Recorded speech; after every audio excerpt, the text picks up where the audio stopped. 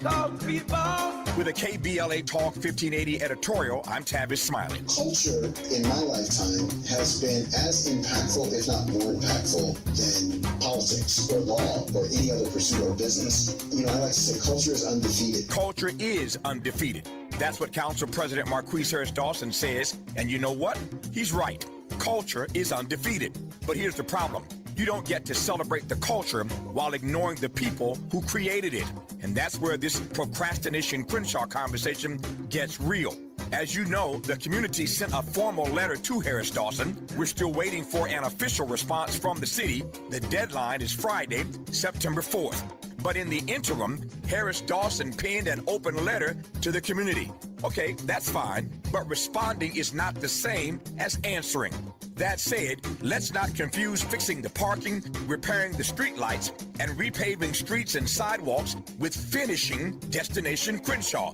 The community was promised a transformational project. So, where is it? When is this thing going to be finished?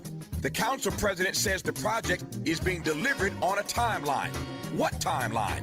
That's not an unreasonable question, and that's not an attack. It's not division. That is accountability.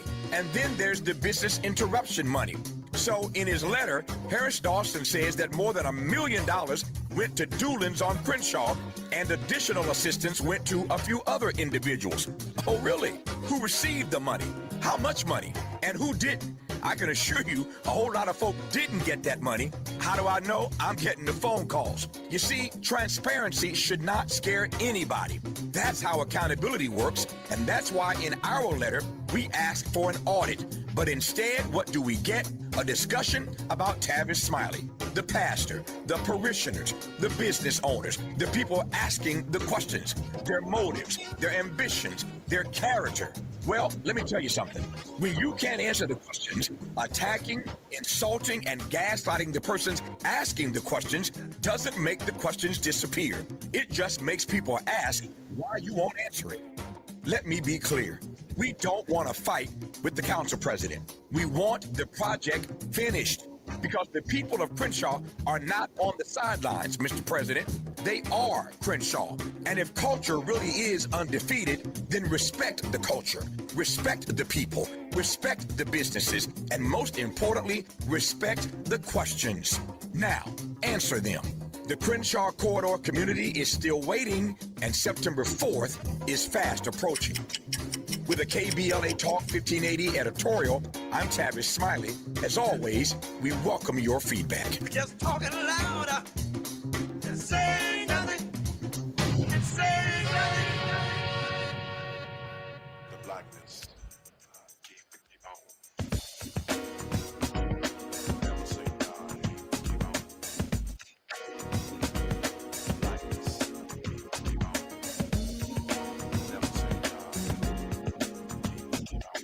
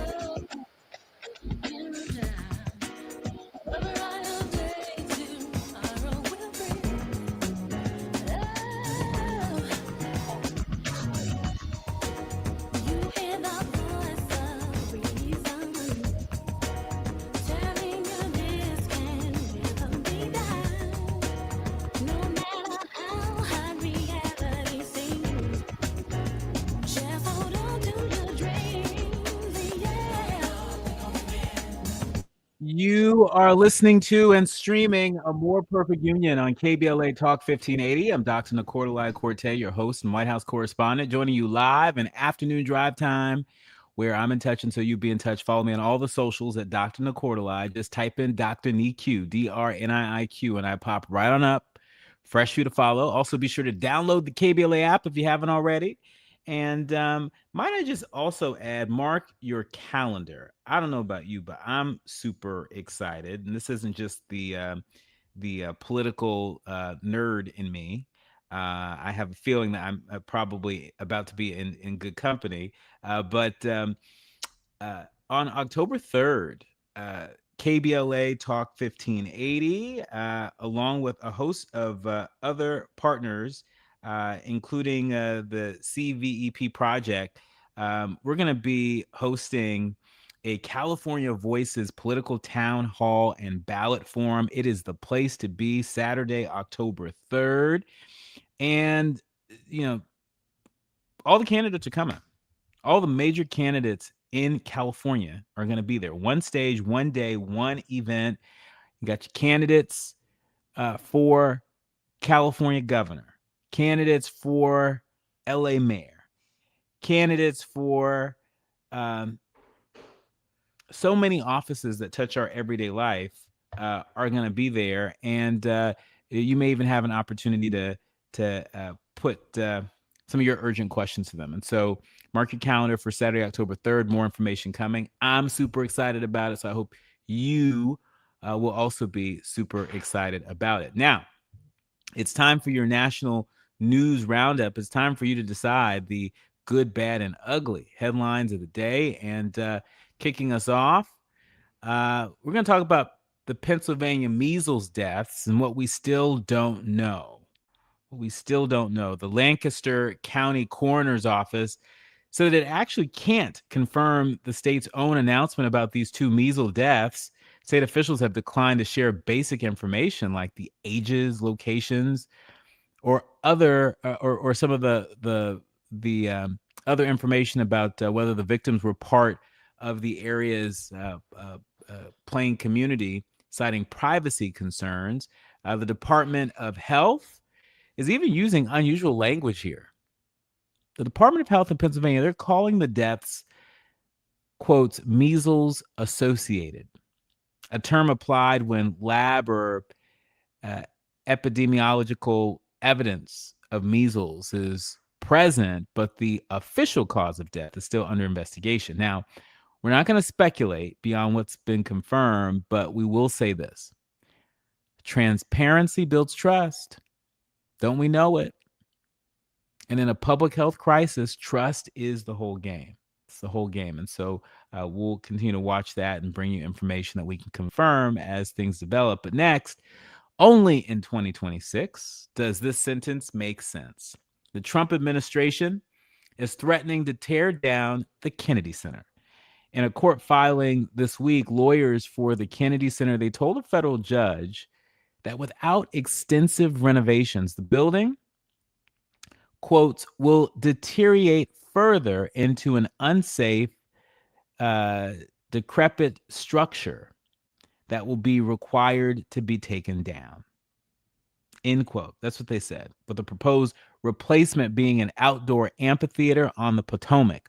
Now, this comes as a part of a legal fight over Trump's push to close the center for a 2-year Trump-branded renovation. The board already voted to add his name to the building facade, so it would read the John F. Kennedy Center for the Performing Arts, restored and renovated by President Donald J. Trump. Now, Representative Joyce Beatty of Ohio, the same Representative Joyce Beatty that is the former chair of the Congressional Black Caucus, she's also a Kennedy Center board member. And she's suing to block the renaming, arguing that it requires an act of Congress. A Department of Justice attorney filing warned that letting Beatty's lawsuit proceed, quotes, almost guarantees the continued decline and eventual demise of the center. This is an active, unresolved legal dispute. A hearing is set for Thursday, but let's be clear-eyed. Let's be clear-eyed about what's actually being threatened here. A national arts institution as leverage in a fight over whose name goes on the wall. Yes, it is silly season in America. And finally, a story with real implications for November. California's Supreme Court appeared deeply skeptical on Monday of Riverside County Sheriff Chad Bianco's legal defense for seizing more than 650,000 ballots from last year's special election. Justices pressed Bianco's lawyer with hypotheticals exposing what they suggested could be extreme, even bizarre, consequences of his legal position. Justice Goodwin Liu used that exact word, bizarre, probing Bianco's argument that California's ballot custody laws have strict guardrails during prosecutions, but not during investigations. A ruling is expected within 90 days and could determine whether a local sheriff can defy the state's top prosecutor and whether and by whom ballots can be removed from an election official's custody. This is exactly the kind of case that our guests this hour are going to help us unpack, because it's a live preview of what election officials fear could happen in more places come November. When we come forward, Dr. Jonathan Collins of Columbia University and Desiree Cormier Smith of the Alliance for Diplomacy and Justice, they join us to break down today's high-stakes South Carolina Senate runoff, Pete Buttigieg's outreach to Black voters, and Trump's own stated distrust in the election system he's supposed to be protecting. You're listening to and streaming A More Perfect Union on KBLA Talk 1580. More when we come forward. 1980. We've got a lot to talk about. Are you drowning in IRS tax debt? With Civic Tax Relief, they were able to save me upwards of $80,000 that I would have had to pay had I not reached out to them. Get ready for a toll-free hotline. Take advantage of new IRS tax forgiveness programs that may protect you from IRS collection agencies. I owe the IRS $37,000. They have the power to garnish your wages, put liens on your property, and levy your bank account. Civic Tax Relief can help protect you from the IRS. Civic Tax Relief basically represented me against the IRS. By the time everything was completed, I didn't owe the IRS anything. Find out about the Fresh Start program that is now available through Civic Tax Relief. Civic Tax Relief's special tax hotline can help you discover all the relief programs available for free. I would recommend anyone who has a tax problem to contact Civic Tax Relief. Just call 800-404-4999. 800-404-4999. Don't wait. Call now. 800-404-4999. 800-404-4999. Back to school starts now. Get long-lasting battery life on the Dell XPS laptop powered by Series 3 Intel Core so you can work from anywhere. Now starting at $699 with exclusive student pricing starting at $599. Complete your setup with savings on select monitors and must-have electronics and accessories. Limited time deals and free shipping on PCs and more await you at Dell.com/deals. That's Dell.com/deals. The KBLA 1580 app puts the realest conversations right in your pocket. Stream live wherever you are in the world. No static. No searching the dial. A crystal clear connection 24/7, exactly when you want it. We recommend that you keep automatic updates enabled. Set it and forget it. So the app stays up to date with store requirements, bug fixes, and new features as we roll them out. Download the KBLA 1580 app today and stay plugged into the conversation everyone's having. We don't do ordinary. This is KBLA Talk 1580. Just in case you missed our Procrastination Crenshaw Town Hall. I'm an Eat and Fire hero. I was trapped there January 7th, 2025, so I was awarded the Carnegie American Red Cross and the Kiwanis Lifesaver Award. So, to me, this looks like a slow burn. We constantly see Dr. Hardy, Pastor Caldwell, Mr. Smiley here. Their business is slowly impacted. Now, in Altadena, it was a quick burn. Everybody left. Everybody got priced out. They didn't have enough money to stay afloat. They couldn't rebuild their property. So, to me, this is a target for the developers. In my opinion, having been in Altadena for 18 months, still today, I still feed all of those people there because they're still displaced because they can't afford to come back. So what do? They move down to the Inland Empire, or they just call it a day and they go back to another state. So it's important to hold leadership accountable because as of right now, they've abdicated their responsibility. They just show up for the cameras and they don't even come to see you. Keeping them in check. We're KBLA Talk 1580.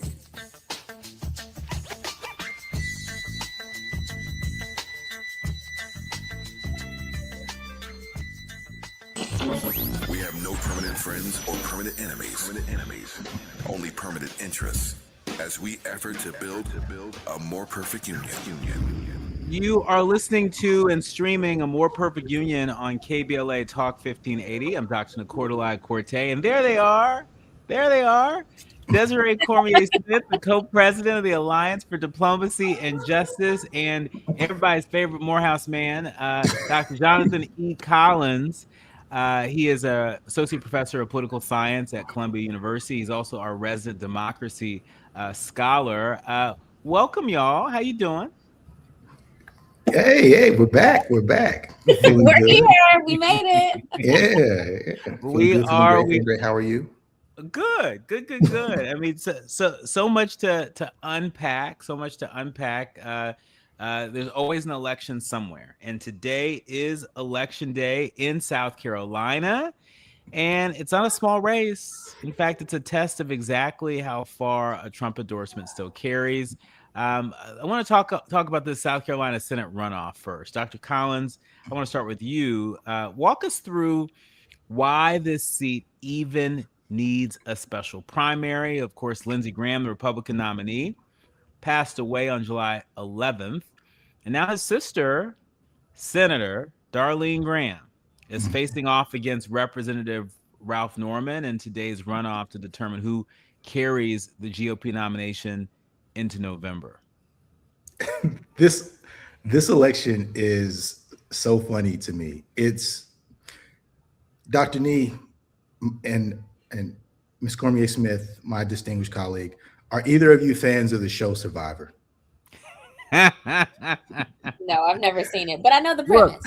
Look, I'm a member of the White House press corps. Yes, I know a little something about how this game called Survivor, this reality show that just doesn't end. I know exactly how that works. That's his life. I used to be, for the people who are streaming, I used to be more pepper than salt. These days, it's more salt than pepper. You don't have to wonder why. But you were saying, Dr. Collins. Well, on the less intense version of Survivor, which is what we see on television, one of the things that they like to do is to have these eating challenges, Dr. Nee and Ms. Cormier Smith. And sometimes, as a contestant, you are stuck with the choice between eating, say, horse tongue and cow testicles. And that is the Republican primary, Senate primary election that's happening right now. It is a choice between Wow. horse tongue and cow testicles. Because let me break this down. What's going on right now? So you have Darlene Graham, who is Lindsey Graham's sister, correct? That's right. No political experience. Just was there for the vibes. Her brother passes away and just kind of like sort of moonwalks, electric slides into the seat. And then she's running against Ralph Norman, who is a professional politician from the South Carolina area. But like, this is a guy who barely won a primary back in 2017 to kind of eke into a congressional seat. And then you look at his record. This is a guy who, one, thinks the 2020 election was rigged. This is the big one too. He was a part of an initiative or a campaign or an effort to reinstate Stephen King. And if you don't know who Steve King is, who used to serve in Congress, Google him immediately, because he's one of the biggest racists that we've seen in Congress in the last 50 years. I mean, this is a guy who said that, if we had soft immigration policies, we would have Mexicans coming across the border with calf muscles the size of someone's head. I mean, just like, there's white supremacists, and then there's Stephen King. And Ralph Norman was at the forefront of trying to get this dude reinstated. He's been a Trumper from day one, except he departed on Trump he departed with Trump on one issue, on one candidate, and it was Nikki Haley. And that's exactly why Trump is not endorsing him in this campaign, and he's deciding to endorse Darlene Graham, who again political novice. I wish I had jokes to make about her. She doesn't have enough experience for me to even do that. This election is comical. It is, again, cow tongue, horse testicles. I mean, look, I remember watching one of the clips that went viral on social media of Darlene Graham at a debate where she was asked about Taiwan and said, well, national security is not really my thing. And I was like, wait a minute, you're going to be a U.S. senator. What do you mean? Right? Trump has endorsed Darlene Graham, to your point, and this comes after Trump endorsed candidates who recently lost congressional races in 3 other states. Desiree, what is today's outcome signal for the durability of a Trump endorsement heading into the midterms? Well, I think it's going to be really telling, right? This is, again, is the foreign policy nerd. I'm always thinking about how I would analyze this situation if it were happening in another country, and how other countries are looking at this and trying to understand what's going on in our context. And, this is a test, a measure of how strong Trump's grip is on his party. And we will have to see what happens, right? Because this is a sort of mark of authoritarians and strongmen, right? And those that are getting their party to willfully erode democracy with them is their ability to coerce voters to go with their hand-picked candidates, despite how unqualified they are. This woman has no business running for anybody's PTA, let alone the U.S. Senate seat. Not the PTA. Not the PTA. She has no business. And I also want to call out the deep irony and hypocrisy of this administration that has really staked its claim on demonizing diversity, equity, and inclusion as being somehow antithetical to meritocracy. Right. Because what? This is so unqualified that it's like, I mean, tell it, Desiree. I mean, look, the fact that this is the best qualified Republican woman to run for U.S. Senate in South Carolina, not Nikki Haley. And look, if folks like us, if our face is tight, you can imagine what Nikki Haley's face is looking like right now, right? The fact that she can stay mad because this is what she gets. Okay, like you never thought the leopards would come eat your face, right? Like, right. This is why I don't understand people of color in particular, and particularly people who come from immigrant backgrounds who support the MAGA movement, because they think that will somehow protect them. It won't. Yeah. It won't. Well, look, you play silly games, you win silly prizes. As I said earlier, Darlene Graham, Senator Graham, said in this televised debate that she's, quotes, not that informed on national security, but backs the military. It's a striking contrast to her brother, who basically built his entire career on being a foreign policy hawk. Dr. Collins, what does that tell us about what Republican primary voters are actually rewarding right now? Honest lunacy. I mean, this election is so. I mean, this campaign is so unserious because not only has Darlene Graham not given us any serious policy positions. She's basically just saying, "Look, I'm MAGA. I support Trump. I support anything Trump has to say. And look, Trump has my back." And even that being not necessarily true, because yes, Trump officially endorsed her, but she asked Trump to slide through campaign for. Trump was like, "Send me the Zoom link." Ooh. Ooh. Showed up for a virtual assembly. Like what? No one. This is a smack in the face to Republican voters in South Carolina. I don't that they would stand for this is mind-boggling to me. I personally would demand more from a political contest, and at such a critical moment too. I don't know about you, my gas prices are high. I don't know about you, but my grocery expenses are high. I don't know about you, but like everything seems to cost a whole lot these days. And then you send me Darlene Graham, who seems like she can't pick a policy position if it smacked her in the face, and you send me Ralph Norman, who has really done nothing but be a staunch conservative and ride for Trump, even when Trump decides not to ride for him. It's just laughable.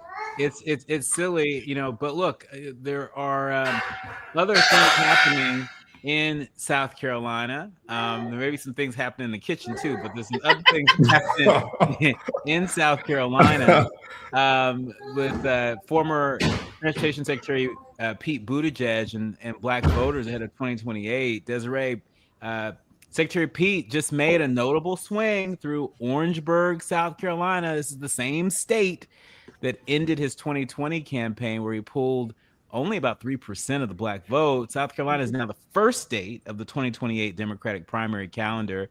Is this a real strategic reset, or is this just early political theater? I mean, this is what we want to see in democracy, right? We want to see somebody respond to what the voters want. And in 2020, they said, "No, Pete, you're not. We don't know you. We're not rocking with you." And so Pete learned. That's good. That's the mark of a democracy, right? That's what we want to see from people who are vying for elected offices. So I applaud Pete. He now he knows better, so he's doing better. Will it be enough? I don't know, right? Again, I'm not a political nerd. I'm a policy nerd. I'm a foreign policy nerd. But I would tell you that if I saw this in another country, I would applaud that candidate, because I'm saying they are trying to be responsive to what they heard from the voters the last time around. And that is the mark of a healthy democracy, or people who are committed to a healthy democracy. Dr. Collins, quickly, former state senator Marlon Kempson told CNN that the Pete Buttigieg of 2020 is not the Pete Buttigieg of 2026. He has name recognition now and doesn't have to introduce himself.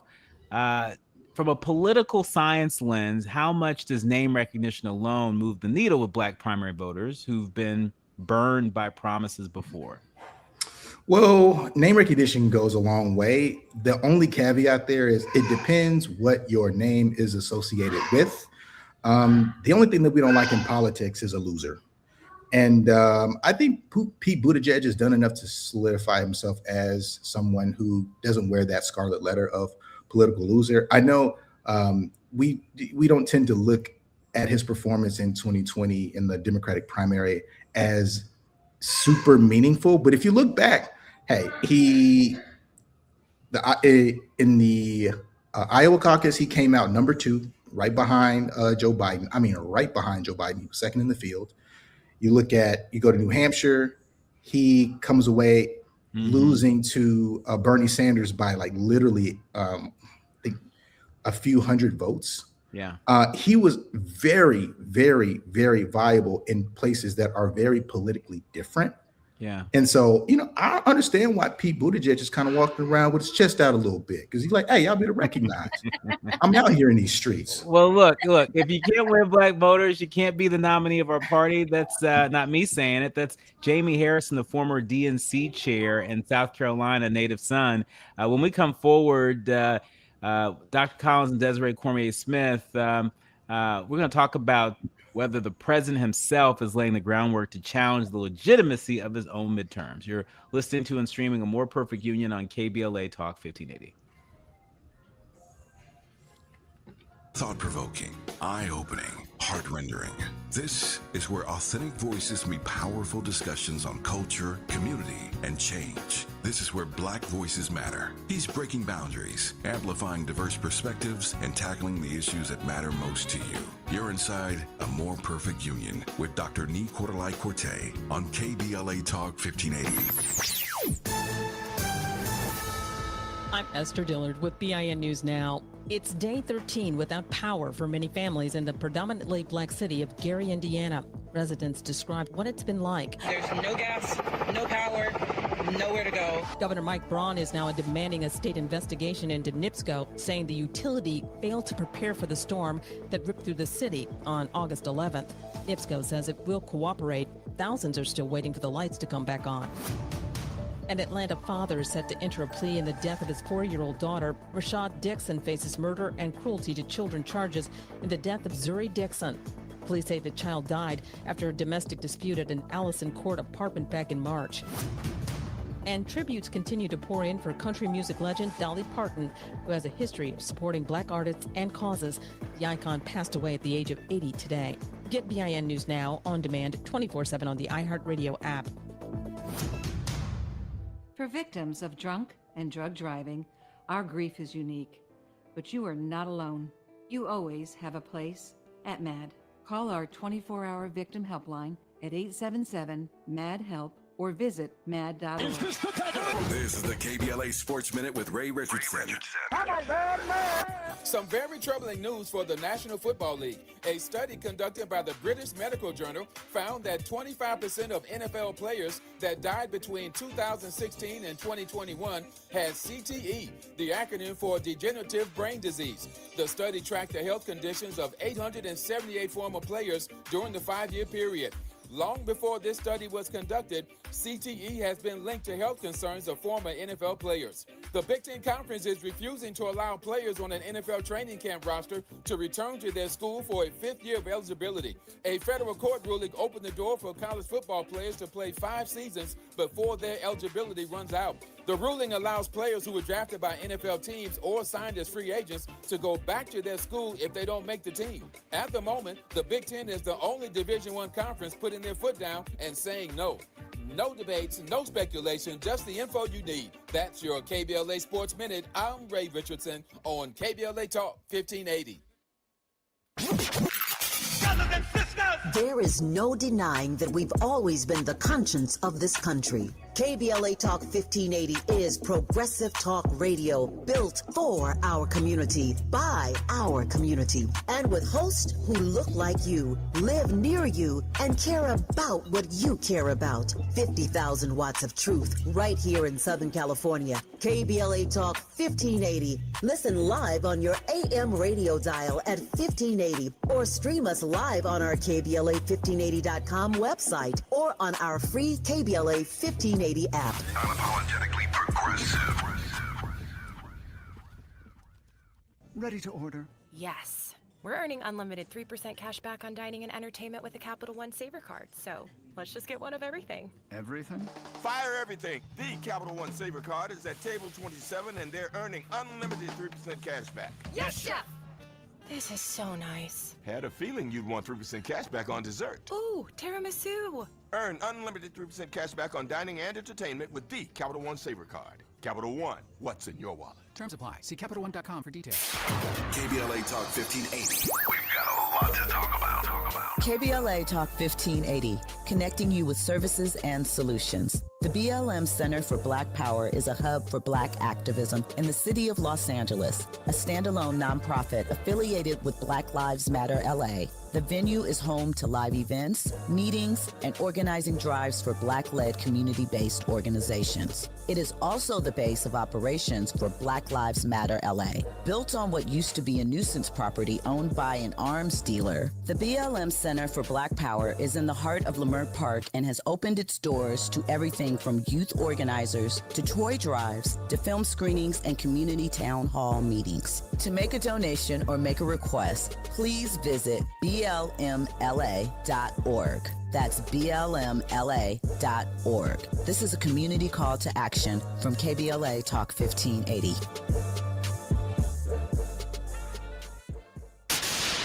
It's the show everybody's talking about. What's up, y'all? I'm Amanda Seals with a personal invitation for you to join me every Friday here on KBLA Talk 1580. Now, you get 2 chances to tap in, noon to 2 p.m., and again from 4 to 6 p.m. Real talk, no filter, just you and me on the highest of vibrations. Fridays only on KBLA Talk 1580.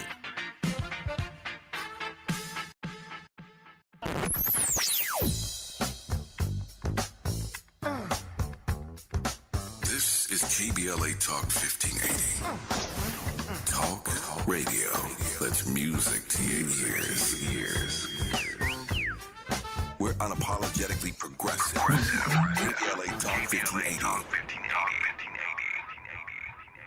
Hit me! National news, the consequence. Informed opinion. And analysis beyond the headlines. You're listening to A More Perfect Union on KBLA Talk 1580.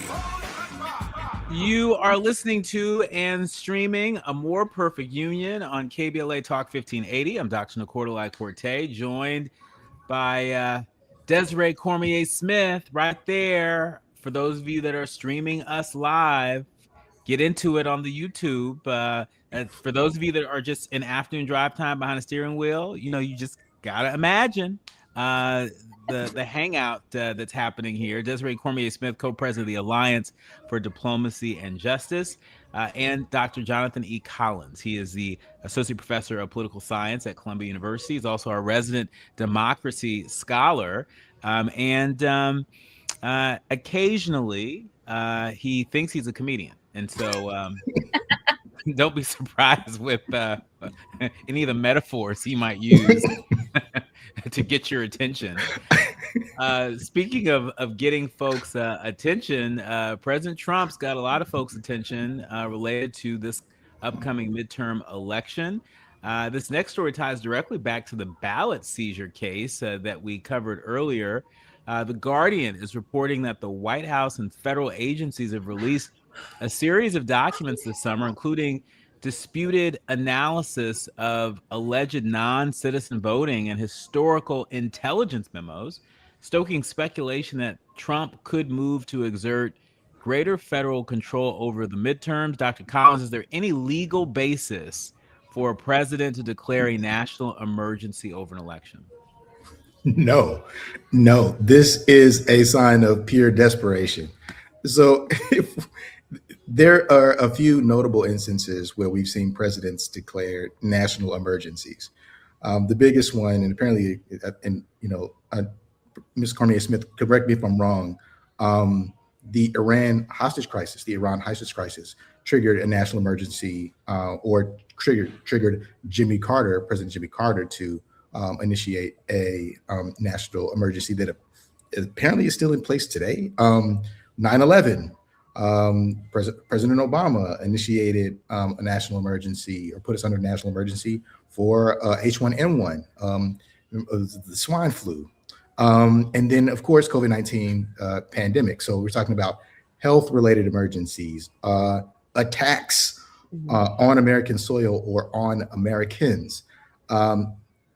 This already multiple times debunked kooky conspiracy theory around election fraud, I'm sorry, does not pass the test, does not meet the criteria.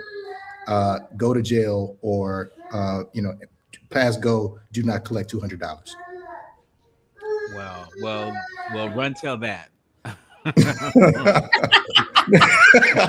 haven't heard that one in a minute. Well, look, I tried to tell y'all, this is a Black-owned and operated talk station. If you know, run tell that.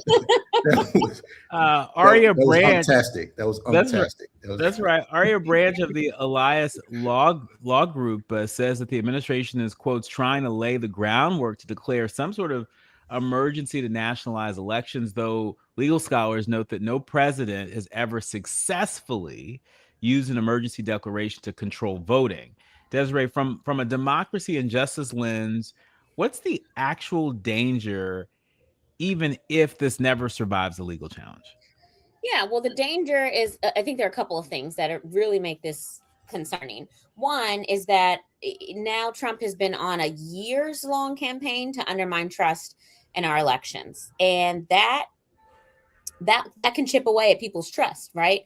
And so he's created this scenario in which I think there's a large swath, particularly of his supporters, that will believe that unless he wins, things are rigged, right? That's dangerous. That is really dangerous to erode the trust in the integrity of our elections. I think the other reason why this is so concerning is that since he came back into office, Trump has done a remarkably effective job at undermining the credibility of our democratic institutions by eliminating the career professionals, the nonpartisan professionals, and packing places with people who are loyal to him. That is incredibly concerning. And again, another sort of telltale sign of democratic backsliding, where if we saw this in any other country in the world, the UN, the US of the past that cared about democracy and human rights, or at least sometimes would pay lip service to it, would raise the alarm. Yeah. And here's a really interesting wrinkle here, because a new report finds that Trump's efforts to sow distrust in elections, they have so far made very little headway with the public, and opinion has barely budged. And so Does that assure either of you, or is the attempt itself the damage, regardless of whether it succeeds? Dr. Collins? Oh no, I'm very concerned by this. One, I hate to be that guy, but do we really trust polling? So if you're telling me that there are national polling results that tell me that we haven't seen any movement on distrust in elections, I'm not quite sure if I believe it, because it's the same polling apparatus that told me that Kamala Harris was going to win the popular vote, and she lost by 8 million votes. I think that there's some issues with the selection mechanisms that being used to collect some of this data. So I don't know. And even if it is accurate in that we haven't seen a major change in overall distrust, it's clear that the Trump people, the MAGA folks, oh, they are buying this hook, line, sinker. Like we just talked about Ralph Norman earlier in the previous segment. This is a guy sitting in Congress that has been campaigning off of not believing the results of a presidential election only because his man's lost. Say that. We are in a political era of sore losers. Yeah. So, hey, am I concerned about a potential rise in election distrust? I am very, very concerned. Again, why are we a democracy?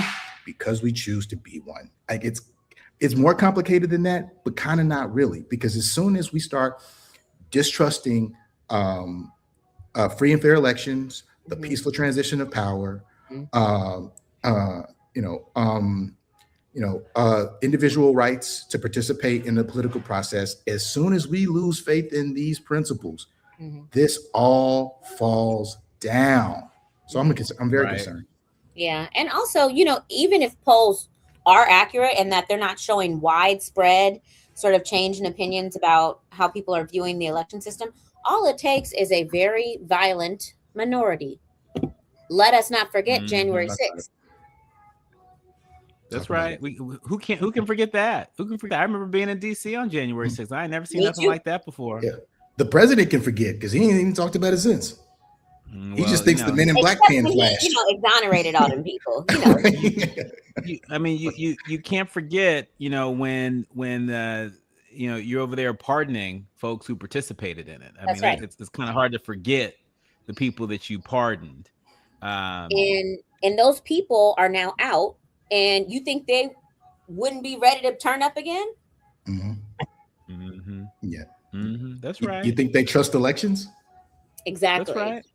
That's right. That's right. Well, look, shifting stories here. I want to talk about Starlink in South Africa. Just really as a case study in double standards. It's worth noting that Elon Musk's Starlink has spent years fighting South Africa's Black economic empowerment ownership requirements, with Musk calling the laws openly racist after South Africa required foreign telecom companies to sell 30% of local subsidiaries to historically disadvantaged groups. Now, Desiree, how do we square Musk's objections to a policy designed to address sort of the apartheid era harms with his simultaneous role advising an administration that's dismantling similar equity policies right here at home? Yeah, not only is this administration systematically dismantling any of our racial equity efforts, this administration has also targeted South Africa and withheld foreign assistance, has imposed incredibly high tariffs, has tried to isolate them diplomatically. Let us not forget that the U.S. is hosting the G20. And South Africa is a member of the G20, the only African member. And this administration has said that they're not going to invite South Africa. It is unprecedented. It's unprecedented. So, and let us not forget that this administration is convinced, despite all of the reality and facts pointing otherwise, that there is a genocide of white Afrikaners in South Africa. So much so that of the little bit over 10,000 refugees that were admitted last year, all but 3 of them were white Afrikaners from South Africa. All but 3. This is insane. It's insane. So I mention all of that to say that I don't think it's unreasonable to say that Elon Musk's closeness to this administration has also impacted our foreign policy position vis-a-vis one of our traditionally strongest and biggest bilateral partners and one of the most important players in the world in South Africa because of Elon Musk's racist animosity towards his home country. Every country in the world has the prerogative to set their own laws, right? And South Africa, let us not forget, is unfortunately the most economically unequal country in the world. And that's not natural. It's just it's residual of apartheid that ended when we were all alive, right? Like, I don't think any of us were born in the early 2000s. I don't know. Maybe let me not make assumptions. Apartheid only ended in 1994, in the 90s. Okay. Now, Desiree. Not with that salt and pepper beard. You over there being real kind. I've heard many things. Not one person's ever mistaken me for being born in the early 2000s. I was trying to flatter you guys. But I'm gonna say thank you, Desiree, for that, and thank you, Keels. All right. I want to turn to another data center story because these data centers are growing like gangbusters across the country, and the concern around data center pollution is also growing. The EPA is proposing to let AI data centers keep their air pollution permitting secret. The Clean Air Act currently requires minor polluters to publicly disclose how much pollution a proposed project will release, but the new rule would make that disclosure voluntary at state discretion. In fact, the former EPA Air Office official Joe Goffman, he called this rule change a betrayal of what he described as an ironclad promise made in the original 1963 Clean Air Act to give ordinary citizens a voice in decisions about pollution near where they live. Dr. Collins, environmental justice fights, they've historically hit Black and brown communities the hardest. Where do you expect these data centers to land, and who won't get a say? Oh, they're almost certainly going to land right in the front and backyards of Black communities. That's just how this goes. I mean, it's twofold. It's, one, Black communities are already positioned to profit the least off of this expansion of AI. If you look at what's happening in the financial markets, we are seeing huge profits being generated. We're seeing stock prices go crazy right now. And a lot of it is being driven by even just the suspicion that as AI starts to enter the market, whether it's AI-based companies or existing companies that can benefit, especially off of agentic AI, their stock prices are going through the roof. And so that's happening. And very few of those dollars are touching Black hands.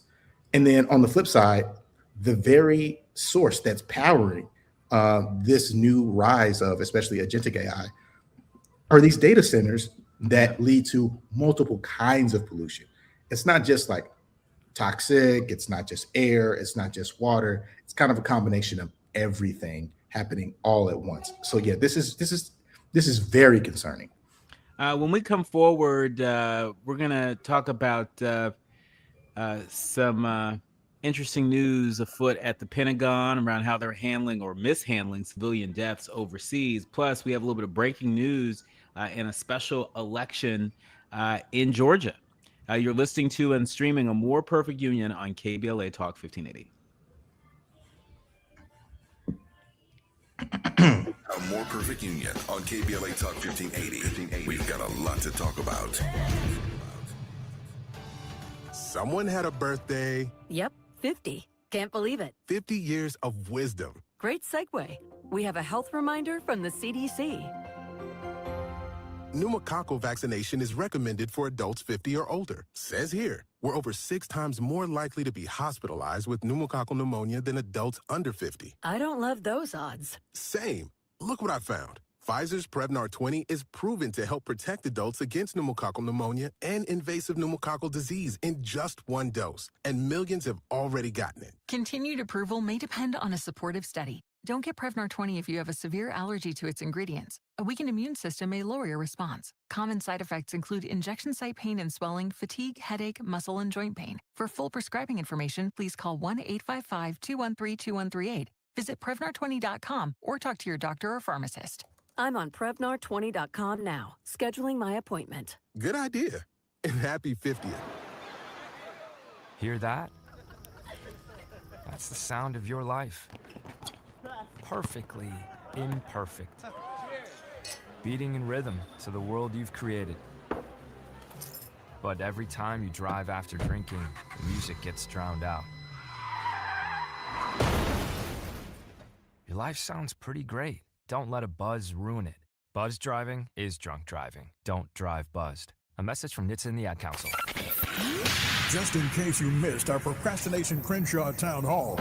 My name is Asata Umoja. I'm with the Hyde Park Organizational Partnership for Empowerment, which is at the southern end of Crenshaw. And this community has been greatly impacted. As a matter of fact, one of the things that we're most concerned about is just being totally neglected. And what I mean is being excluded from the process. When this project first started, they should have made sure that our organization, since we were most impacted, was in there. So we've been excluded, and we've seen commercial properties be taken for art projects. And we're very concerned about these are spaces that could help build economic growth and development in the community. And what this community needs more of is economic development, not art. I mean, I like art. It's a good thing. But they're putting the cart before the horse. Because without a solid economic foundation, what they are calling cultural tourism absolutely has no significance and no meaning. And this community is going under if we don't stop and do something to help build that economic foundation and support the businesses that are the tax base for this community to build the kind of services that we need. And the response from our leadership is totally inadequate. Holding them accountable. We're KBLA, Talk 1580. Self-destruction. You're headed for self-destruction. Self-destruction. You're headed for self-destruction. Notable journalists, industry leaders, lawmakers, change makers, tastemakers, and you working to build a more perfect union on KBLA Talk 1580. You are listening to and streaming a More Perfect Union on KBLA Talk 1580. We are live everywhere around the world. And we've got some breaking news for you. The New York Times reporting that ex-school board chair of Gwinnett County, Everton Blair Jr., has won his House seat in Georgia. Everton Blair will serve until January in the seat long held by Representative David Scott, who died in April. Everton Blair is not competing in the general election for the next school term in this deep blue district, but this is a major win. Just broke while we were on the air, and we know with this razor sharp margin, we know that every vote counts. Every single vote counts, and so congratulations to Everton Blair. Should say Representative-elect Everton Blair, who's going to be spending the rest of the year in Congress. So there you have it.